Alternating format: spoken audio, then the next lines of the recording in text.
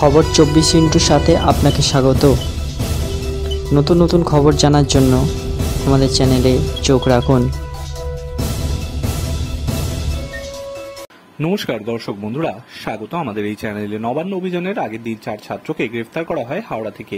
এই নিয়ে মামলা হয় কলকাতা হাইকোর্টে। শুভজিৎ ঘোষ, পুলকিশ পণ্ডিত, গৌতম সেনাপতি এবং প্রীতম সরকার নামে ওই 4 ছাত্র নিখোঁজ হওয়ার আশঙ্কা প্রকাশ করেছিলেন বিধানসভার বিরোধী দলনেতা শুভেন্দু অধিকারী। পরের দিনই তাদের ছেড়ে দেয় পুলিশ। পুলিশের এমন আচরণ নিয়ে এইবার অসন্তোষ প্রকাশ করলেন কলকাতা হাইকোর্টের বিচারপতি রাজস্বী ভরদ্বাজ। আজ মঙ্গলবার আদালতের নির্দেশ মতো হাইকোর্টে রিপোর্ট জমা দেয় রাজ্য সরকার। তবে মামলাকারীদের আইনজীবী দাবি করেন বিধি মেনে গ্রেফতার করা হয়নি। বিচারপতি রাজস্বী ভরদ্বাজের বক্তব্য, গ্রেফতার বিধি মেনে হয়েছে কিনা হলফনামা দিয়ে তথ্য প্রমাণ সহ তা জমা দিতে হবে রাজ্যকে। মামলাকারীর আইনজীবী বলে, কোনো আইনি বিধি না মেনে গ্রেফতার করা হয়েছে ওই 4 জনকে, আবার ছেড়েও দেওয়া হয়েছে। আদালতের স্পষ্ট অবস্থান, কোনোভাবেই এটা করা যায় না। বিধি মেনে কাজ করতে হবে পুলিশকে।